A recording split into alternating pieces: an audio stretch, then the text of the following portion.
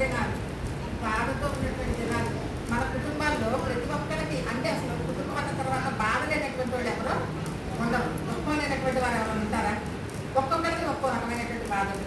అంటే బిడ్డల వల్ల బాధ కలగచ్చు, భర్తల వల్ల బాధ కలగచ్చు, అనారోగ్య సమస్యల వల్ల కలగచ్చు, ఆర్థిక సమస్యల వల్ల దుఃఖంతో ఉంటాం. మనం ఏడ్చి మన జీవితాలను మనం ఏమీ చేసుకోలేమండి. మనం ఏడ్చినందువల్ల ప్రయోజనం ఉంటుందా? ఏముండదు. కానీ దానికి ఒక్కోసారి మనం ఏమనుకుంటే పక్కన నాకు చూసి అయ్యో ఇటువంటి స్థితి, కష్టాలన్నీ నాకే రావాలా, ఇబ్బందులన్నీ నాకే రావాలా, ఇంకా నేనే ఇవన్నీ భరించాలా, వాళ్ళు బాగున్నారు కదా, వీళ్ళు బాగున్నారు కదా, లేకపోతే వీళ్ళు ఎలా ఉన్నారు కదా, వాళ్ళు ఎలా ఉన్నారని మనం అనుకుంటూ ఉంటాం. కానీ అండి దుఃఖం అనేది లేనటువంటి కుటుంబాలు ఈ రోజుల్లో లేనే లేవు. సమస్య అనేది లేనటువంటి కుటుంబాలు లేనే లేవు. నా యొక్క అనుభవాన్ని బట్టి, నా జీవితాన్ని అనుభవాన్ని బట్టి నేను మీతో మాట్లాడాలనుకుంటున్నాను. ఎందుకంటే నేను నా సొంతంగా చెప్పేటటువంటి కాదు, పరిశుద్ధాత్మకండి. నేను ఒకటే అడుగుతాను, ఆయన నేను నిలబడ్డప్పుడు నేను అన్నివాళ్ళు నాకేం తెలియదు ప్రభు, నేను ఏ ట్రైనింగ్లో అవ్వలేదు, నేను ఏది చేయలేదు. కానీ నీ ఆత్మతో నన్ను నింపు ప్రభు, నేను ఏది బిడ్డలకు మాట్లాడాలి, ఏం చెప్పాలి వాళ్ళకి అని నేను అడిగినప్పుడు దేవాది దేవుడు దుఃఖం గురించి మాట్లాడుతున్నానండి. ఆ దుఃఖం అనేది దాన్ని సంతోషంగా మార్చగల దేవుడు మన దేవుడు.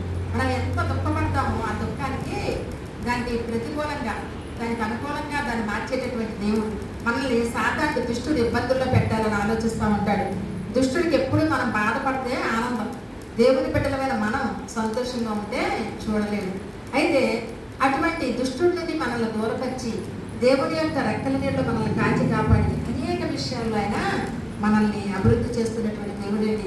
నిజంగా మనం దేవుడు, క్రైస్తవులు అంటే దేవుని తెలుసుకున్నటువంటి బిడ్డలు, క్రిస్టియన్స్ అంటే అది కులం కాదండి, క్రీస్తుని కలిగినటువంటి బిడ్డలు. ఆయన్ని ఎవరైతే తండ్రిగా అంగీకరిస్తారో, ఆయన్ని ఎవరైతే నా కుటుంబ సభ్యుడు, ఆయన నా కుటుంబానికి యజమాని, ఆయన మా ఇంటికి అధిపతి అని ఎవరైతే మనం అంగీకరిస్తామో ఆ తండ్రి మనల్ని అప్పున చేర్చుకునేటటువంటి తండ్రి. అది నా అనుభవంలో నేను పొందుకున్నాను, అందుకే మీకు అందరికీ కూడా నేను చెప్తున్నాను ఈ రోజున.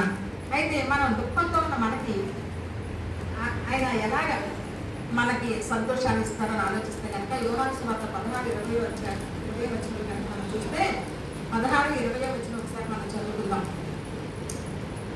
మీరు ఏడ్చి ప్రలాపింతురు కానీ లోకము సంతోషించును, మీరు దుఃఖింతురు కానీ మీ దుఃఖము సంతోషమని మీతో నిశ్చయముగా చెప్తున్నాను.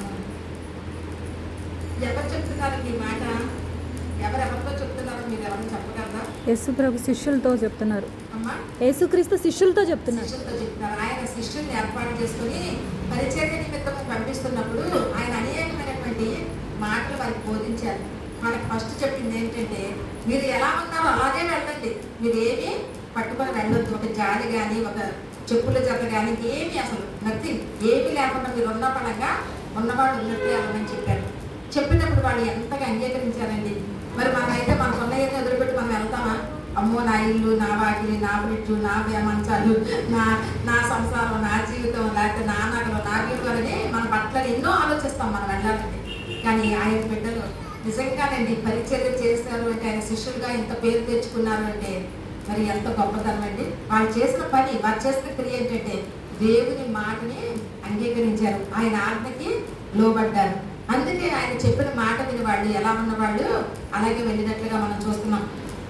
అలాగే ఇక్కడ చూస్తే కనుక అంటున్నారు, మీరు ఏడ్చి ప్రలాపింతురు కానీ లోకము సంతోషించును, మీరు దుఃఖింతురు కానీ మీ దుఃఖము సంతోషమని మీతో నిశ్చయముగా చెబుతున్నాను. స్త్రీ ప్రసవించినప్పుడు ఆమె గడియ వచ్చిన కనుక ఆమె వేదన పడును. అయితే శిశువు పుట్టగానే లోకమందు నరుడొకడు పుట్టిన సంతోషము చేత ఆమె ఆ వేదన మరి జ్ఞాపకము చేసుకోగలదు. మనం అందరూ స్త్రీలమే, ఇక్కడ ఉన్న స్త్రీ సమాజంలో అందరికీ అనుభవమే. డెలివరీ అంటే ఏంటి, ఆ పురిటి నొప్పులు అంటే ఏంటి, ఆ బాధ ఏంటనేది మనందరం కూడా అనుభవించినటువంటి వారు. ఎంతో ఏడుస్తాం, ఎంతో బాధపడతాం, నా వల్ల కాదు బాబాయ్, నేను ఇంకా అసలు ఈ బాధ భరించలేదని అనుకుంటాం. అన్నవాళ్ళు ఎప్పుడైతే ఆ గర్భంలో ఉన్నటువంటి శిశువుని మనం చూసుకుంటామో బయటకు వచ్చిన తర్వాత ఆ పడిన నొప్పంతా మటుమాయమైపోద్దండి.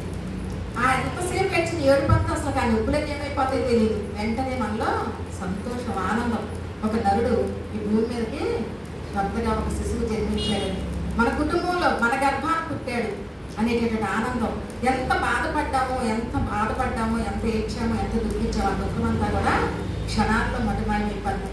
అక్కడ ఆ ప్రసవ్యతను పెట్టినటువంటి ఆ స్త్రీ అనుకుంటుంది అనమాట ఏంటంటే,